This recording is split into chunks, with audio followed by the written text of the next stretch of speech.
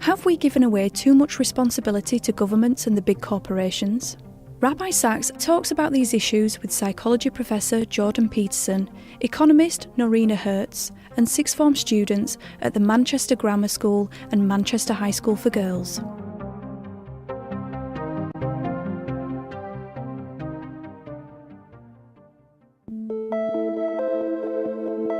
Within our culture, do we still have a place for morality anymore? That's a serious question, and the fact that we can ask it is one of the biggest changes in my lifetime. Morality is what lifts us above the pursuit of self-interest and self-esteem. It's about the things we do not just because they're good for me, but because they're good for us. It's about doing things because we ought to, about duty, obligation, doing the right and honourable thing. At a national level, it's about the values, virtues and ideals that bind us together as a society. It's about collective responsibility for the common good. But these ideas have been radically out of fashion for some time. I believe this is dangerous for our future, because a world without morality is good for the successful and the strong, but very bad for everyone else. Can we rediscover a common moral purpose? I'm Rabbi Jonathan Sacks, and in this series, I'll be speaking to some of the world's leading thinkers about morality, together with voices from the next generation, groups of sixth form students. After all, they're the generation that will have to face some of these big moral issues and deal with them. I wanted our conversations to help me understand how their views about morality will play a part in finding the solutions. The starting point for this journey is responsibility. Morality is about the responsibility each of us has for upholding the fairness and graciousness of our shared world. So I sat with Jordan Peterson, a professor of psychology at the University of Toronto and a passionate advocate of responsibility.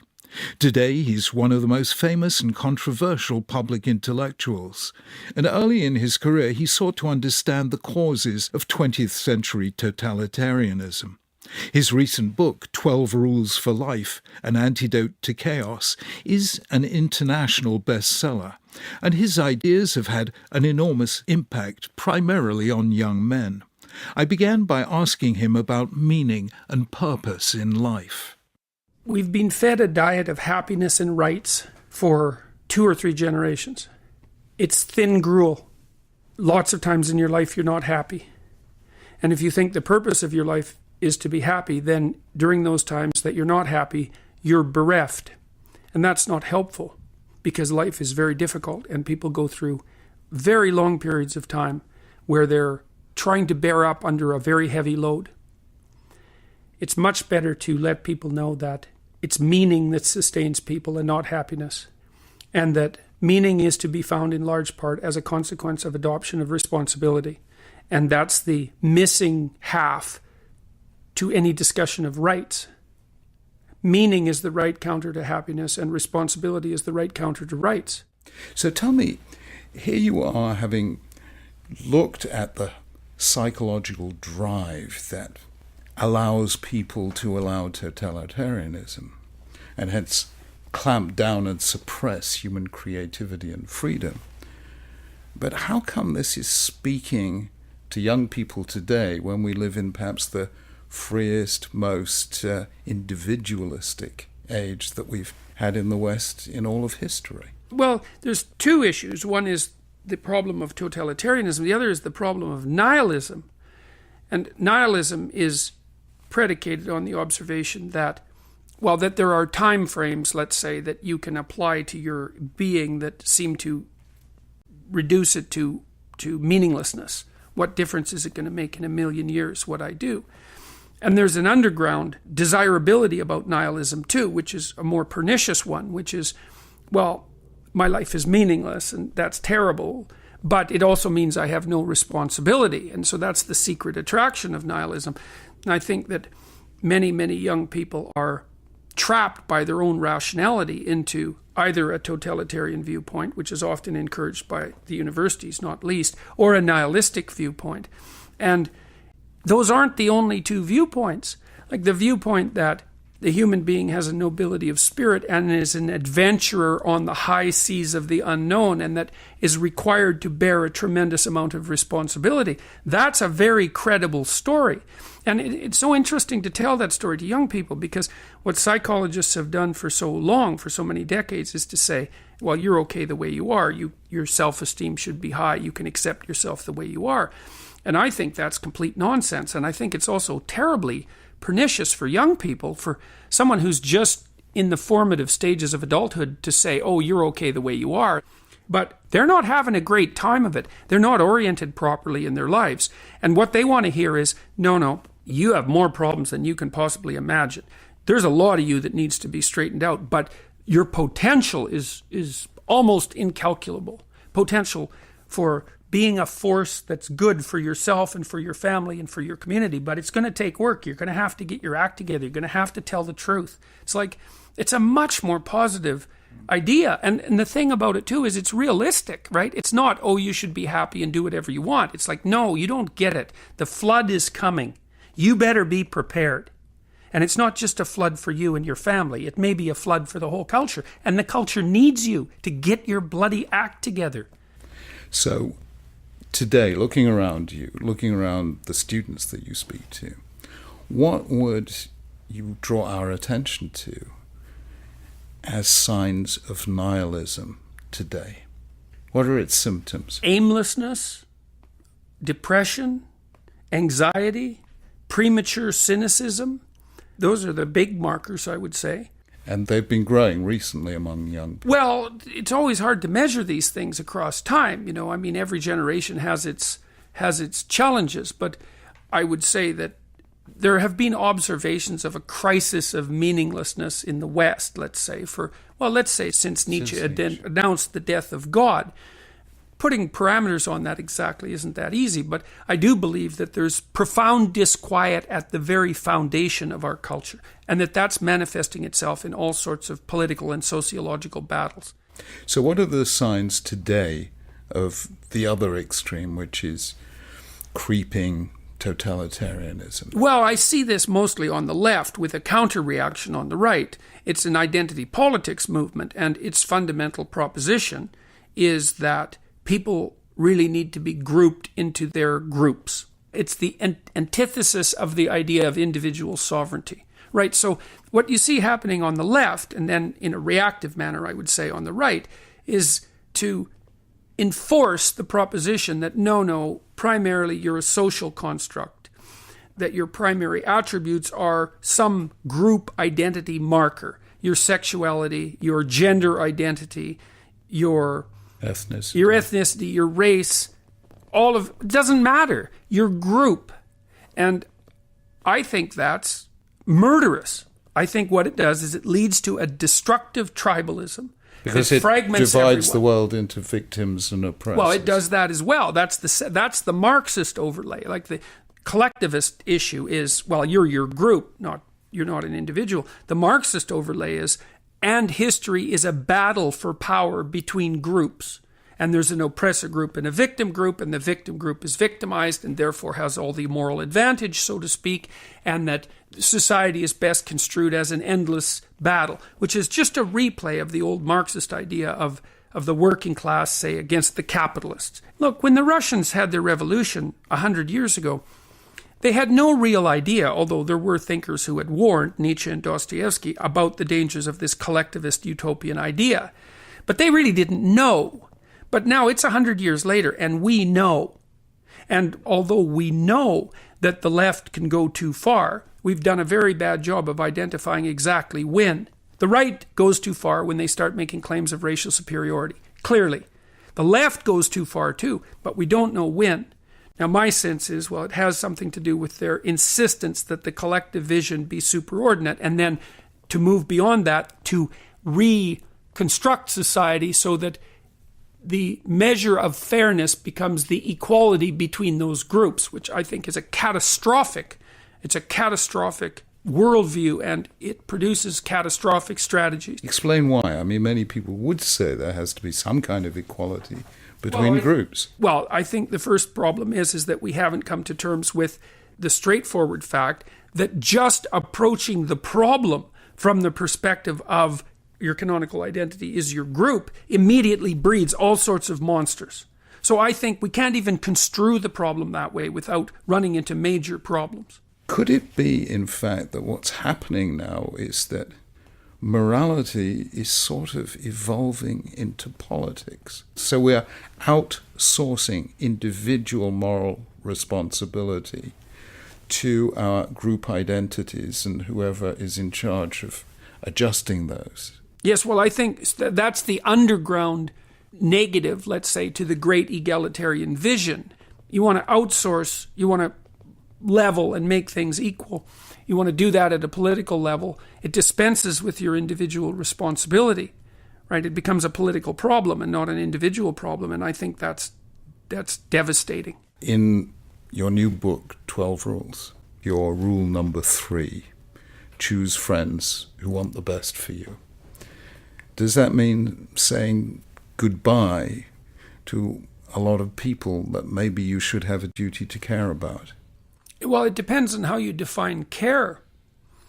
Like, pity is one form of care, but not putting up with nonsense is also another form of care. So you could say, well, care is this strange balance between mercy and justice. It's been construed that way for a very long period of time. And the mercy is, well, we're all fallen creatures and in need of aid. But the justice is, you're not doing what you should be doing. And you're not listening and you're not paying attention. And you're pulling people around you down and you know it. And something needs to be done about that. And what might have to be done about that is I may have to step away. And you might say, if you don't, you become a codependent, is that right? Yes, you facilitate it. And by implicit acceptance, you say that it's all right. Well, it's not all right. And at some point you have to make that decision. Are we too reluctant nowadays to be that tough with the people we care about? Well, we've relapsed, let's say, or devolved into a situation where nice is the only moral virtue. And nice basically means I'll avoid conflict in the moment to gain the facade of peace. It's like peace isn't attained that way. Peace is attained by confronting actual problems. And sometimes the problem is that you're not taking care of yourself properly and you're surrounding yourself with people who think that's okay. For Jordan Peterson, meaning comes from taking responsibility for our lives rather than handing it away to the group or the state. I wanted to find out if this rang true for teenagers today, so I sat with a group of half a dozen sixth formers from a range of backgrounds from the Manchester Grammar School and Manchester High School for Girls to see how they reacted to what Jordan had said, particularly about responsibility. When Jordan Peterson says something like, rather robustly actually, he says, the culture needs you to get your bloody act together. Do you feel empowered by that or victimised by it? Tully? I completely agree that responsibility is a massive part of morality as it influences the way we act, and we need to take responsibility for our actions. But I think that to completely target the idea of self-esteem in a kind of negative view is not the way to go about it, because I think you need to have that self-esteem and self-belief to then share it with others and share your opinions. Adam? Who cares what you feel when you're doing something? It's whether it's true. That's what matters, whether we should pull our act together. And I disagree. I think self-esteem, this whole idea that the only thing that matters is how you feel when you're doing something, is a really a destructive one. There's no basis for morality. There's no basis for what is right and what is wrong. It's basically, what were your intentions? How did you feel when you were doing it? It's destructive, as Jordan Peterson always says. Harish? I think you can divide your life into, as a youth, you can be pursuing that happiness. And then as you get older, you grow into this idea of what is my purpose.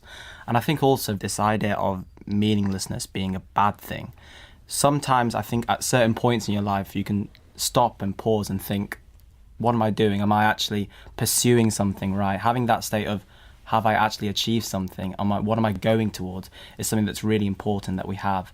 That's not something that should be continued, but we should have at various different points. One thing that Jordan Peterson is very worried about is the way we are identifying now primarily with our group, whether that's defined ethnically or politically or in terms of sexual orientation. And he gets really concerned about this because that doesn't really allow us to develop as individuals. Do you feel under that kind of pressure to identify with groups, or do you feel you're able to speak just as you? Kate? I absolutely believe that that's what people are feeling. You know, if you look on Twitter, look in someone roughly our age's bio, it would list all the different sort of subgroups of society that they're in. You know, they'll have feminist, bisexual, you know, whatever. And I do feel that people are just sort of saying, well, oh, because I'm this, these are my beliefs because I fit in with this group, as opposed to saying, well, maybe a lot of people in this certain group do think that, but maybe I should have a look at the other options and see what I specifically feel about this issue. Shazia? And I think also a lot of the time people can be worried that, say, if they see themselves as a feminist, that what they say is going to be portrayed for the whole group, and whoever they're saying it to will think that all feminists are like that, or all people that support Labour are like that. And it's kind of quite scary for them to actually just have their own opinion and say, yeah, I'm a feminist, but I also believe this, or I'm a Labour and I agree with this. Let me just say something for a moment, wearing my religious hat. Because, of course, in very religious ages, people believed that God heard and saw everything you did. But the big difference was he forgives. And today, it seems that we're in quite an unforgiving sort of world. And do you feel that it is an unforgiving world where you can be very easily shamed for something that you didn't really intend to do any harm at all? Tom? I think that's part of the polarisation, is that people are put into groups. And then, like Shazia said before, there's a kind of ideological lockstep that everyone has to think the same thing and do the same thing. And if you dare to have a thought or an idea, an opinion, or just a kind of, oh, what's that? That might be interesting. That's not in the box that I've been put in, but I want to kind of go a bit further. That's completely shut down because you're betraying the group. And I think that's also what makes people more unforgiving, is because these kind of groups become antagonistic towards each other, is that we're in this group and they're in that group and we don't like them, especially if it's, you know, someone who says something with which you disagree. People, because of these group identities, are encouraged by each other to be really, really harsh, and polarisation increases. People become less forgiving of each other. Let's put the other side of the case. It is through working together as groups that people have made real changes. The civil rights movement among African Americans, almost anything that we need to get done has to be done through groups. So how do we draw the balance? Adam? I think the distinction I would make is between a community and a collective. I think a collective is what happens when the individual is ignored. It doesn't matter what you are, it's the colour of your skin, it's the sexuality, it's whatever it is, whatever they want to call it, that's the group, that's you're in, we don't care who you are. And that, for me, that lack of individual respect, I mean, is the philosophy behind Marxism. It's led to the death of 100 million people in the last century. And the community is something different. The community is an organic relationship between people, that we are naturally social beings, but we respect the individual. So a community that forgets to respect the individual becomes a collective, and that's when it's dangerous. So the civil rights movements, they're communities, and they're brilliant. So there's a real concern shared by Peterson and the students about the importance of individual responsibility. But there's a difference between that and individualism, which, as well as achieving many positive things, at its worst means caring only for yourself rather than the welfare of others. Have we lost a sense of collective responsibility? On this, I turned to Norina Hertz, an economist, author and broadcaster whose 2005 book, IOU, The Debt Threat, was one of the first to predict the 2008 financial crash. I asked her about the impact economics has had on our collective morality and what she discovered in her recent research into what she calls Generation K, young people born after 1995. In the mid-90s, the West essentially embraced a particular form of capitalism, neoliberalism. And if you have a system in which greed is good is the maxim, if you have a system in which dog eat dog is the modus operandi, if you have a system in which the more expensive your handbag, the more successful you are deemed to be, well, it's not surprising that out of that arises a society of arch-individualists who value most what they earn, what they possess, or the number of likes they have on Instagram.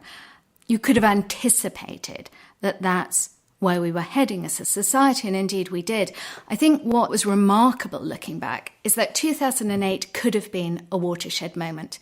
It could have been a moment where the state, where governments collectively said enough is enough. Capitalism has gone too far. We've relinquished too much of our responsibility to the market. We need to step back in, redistribute, regulate more, ensure that the most vulnerable in society are protected. It could have been a watershed moment, and yet it wasn't. So you feel that the faults that were there in the system before the crash of 2008 are still there, they've reappeared?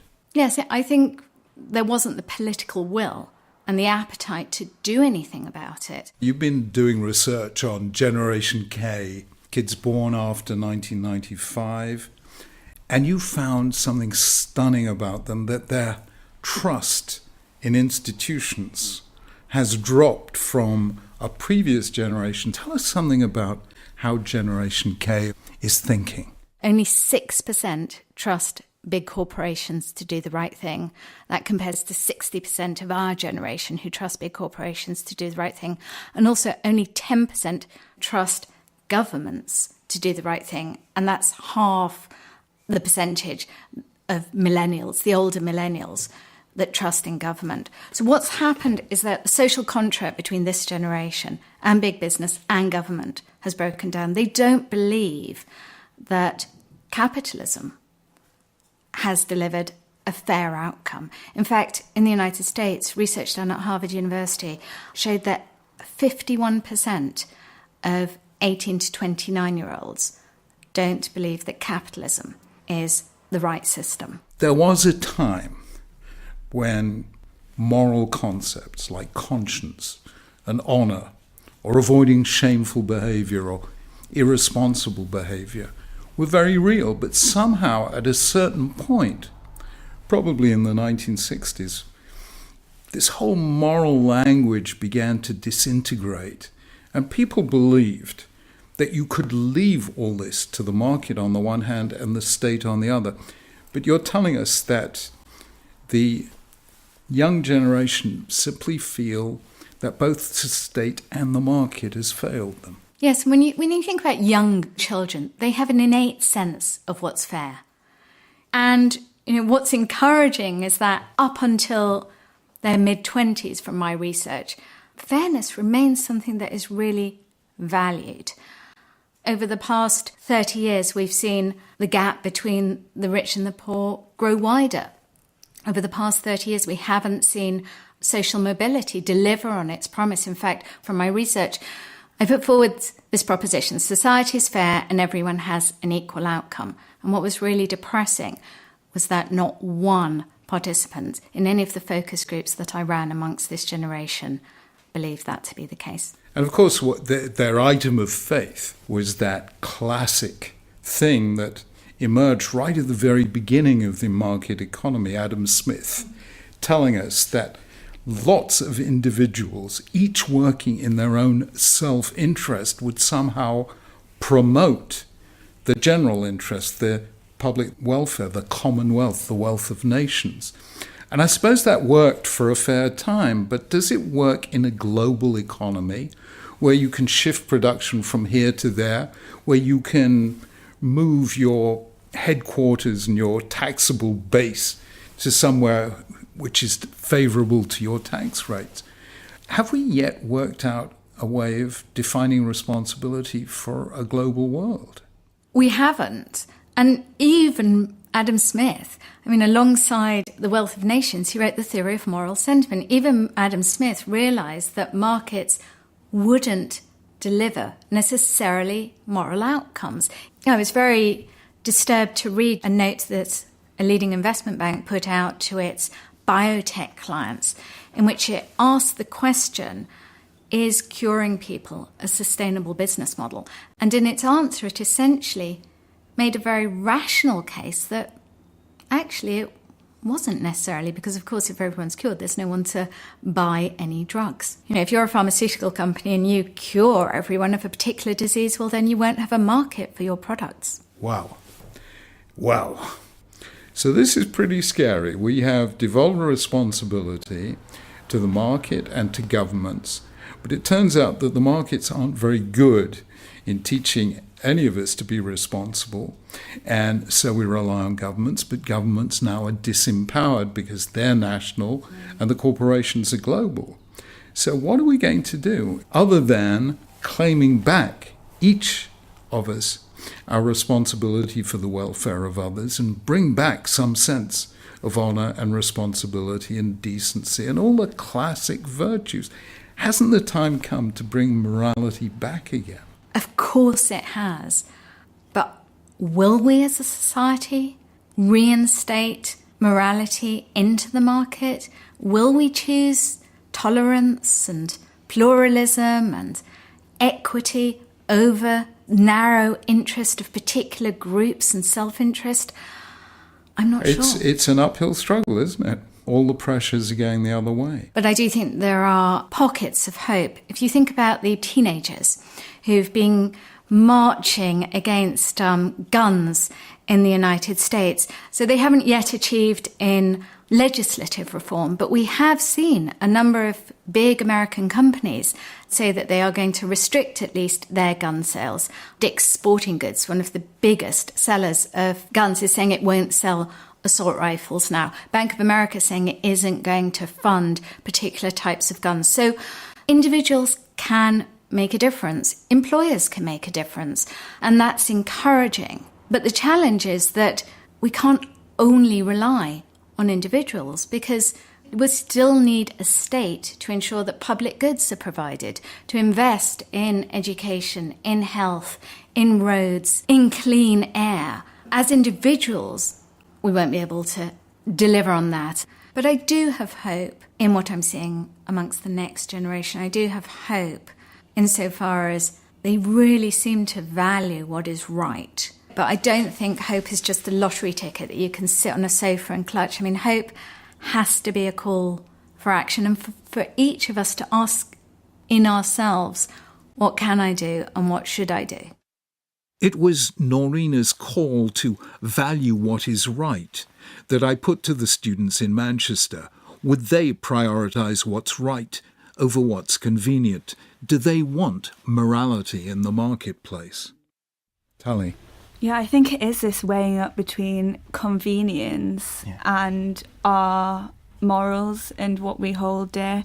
So, you know, the recent scandal of people's data being used, it's a major scandal because it's being used to perhaps influence elections and try and change people's views. But at the same time, I know no one who has taken themselves off the platforms. So whilst people are outraged, and I believe rightly so, I don't know whether people are actually acting in the same way. Adam. I just completely disagree with so much as has been said, and I'm going to make the unpopular argument in favour of capitalism, because I don't think it's an efficiency thing only. The founder of capitalism, Adam Smith, who's on the back of every £20 note, wasn't an economist, he was a moral philosopher. And we've just been speaking about the respect for the individual. That's capitalism. That is the implication of capitalism, that no matter who you are, no matter your colour of your skin, we'll trade with you, and you can seek your self-interest and I'll seek mine, and it will have a mutual benefit, the comparative advantage. All these capitalist theories that say that if you seek what you want and I see what I want, we can both cooperate and have more leisure time, more freedom, and this idea that it puts greed as the highest maxim. Which system doesn't? Do you think the Soviet Union doesn't have greedy people? Of course it does. And for me, capitalism is the only system that can use that greed and create wealth so that people are lifted out of poverty, and it helps the poorest the best. Shazia, who do you agree with in this rather sharp debate? I think the points that you've raised, Adam, you are right, but I think the capitalism that exists now is very different from the one that you've described. Like, you're saying how, you know, like, I'll trade with you and you trade with me, but aren't there some people that really benefit so much more from capitalism? Like the big companies, they can exploit workers because they have the biggest say in this form of capitalism. It's not what it used to be and what it should be, I guess. It's changed. I'd completely disagree with that. I think Adam's spot on. Tom? The thing about capitalism is that people think, you know, they always come back to the idea of a sweatshop or that people are being exploited. But I think what's important to remind people of is there's a great thing on Twitter called Human Progress, I think is the handle. And it's just a Twitter page set up to inform people about how much better the world is since people have been able to trade freely and haven't been restricted. And in places like Asia and Africa, they're much poorer than other continents like, you know, America and Europe, but they're not completely hopeless as they were before. In the last 30 years, the number of people in abject poverty around the world has halved, and it could disappear entirely if we keep working as hard as we have been. You know, the idea that this is unacceptable for people in China to be paid $2 a day for their work. Well, it's better than being paid $1 a day, or it's better than not having a job at all. I just want to see a show of hands. Who thinks that capitalism has gone too far? 3, 4 iffy ones. Okay, it's a complex thing and you're good for seeing the nuance here. So who wants to tell me what they are worried about? Because if only 6% of your generation trust big corporations, that's an awful lot of mistrust. Kate? Yeah, of course, there's a lot of reason to not trust corporations in, you know, a capitalist world. But I think there's also a lot of reason, if you flip it on, to look at the other side.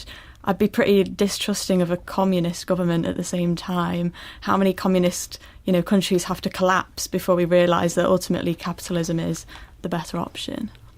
So I'm hearing pretty strong support for the market economy, which may be the worst system other than all the others. So it's the least bad and in some cases doing a great deal of good. But what about this other issue of trust in government? Is it really doing the best for us that you think it can? Tali? I think that the lack of trust in government is a very sad situation that we've come to. I know that a lot of people mistrust not just our current government, but a lot of politicians. I mean, it's all accusations of the Westminster bubble. But I think that there are a lot of politicians trying to do good, and I think we can't just completely eradicate their achievements. Of course, there can be mistrust and you can try and call the government out and try and debate things, but I think that at the heart, we need to rely on the people that we're electing, and that if they do mess up, that we can hold them to account and we can go and lobby them and say, look, this is not okay anymore. So for the students, morality matters, and they value the market economy because it alleviates poverty. But what about the state? Does morality have a part to play in politics? Some say no, all moral decisions should be left to us as private individuals. That's a view challenged by Harvard professor Michael Sandel, one of the world's leading political philosophers. I asked him, can you leave morality out of political debate?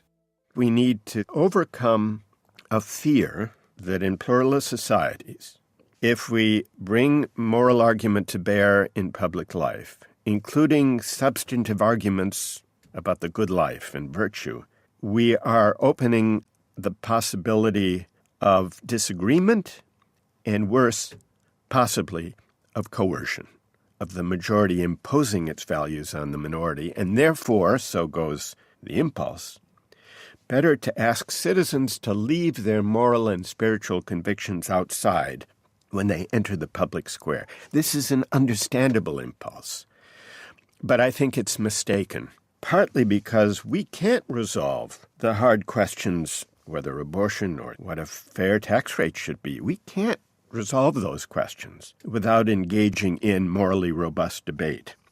more than this, the attempt to pretend to a neutrality that can never be achieved in public discourse leaves some voices out and devalues their contribution. And people sense this. And it generates resentment toward the way politics is being conducted. And I think we're seeing that frustration at that condition and even rising anger in the populist backlash against established politics these days. We have tended to bracket morality, as you have reminded us, for quite a long time now, and left things to be decided either by the state or the market, these neutral procedural spaces, and leave everything as far as possible to our private and personal choice. What are the things we can't leave to the market or to the state that are our individual personal moral responsibilities? What are the things we can't hand away?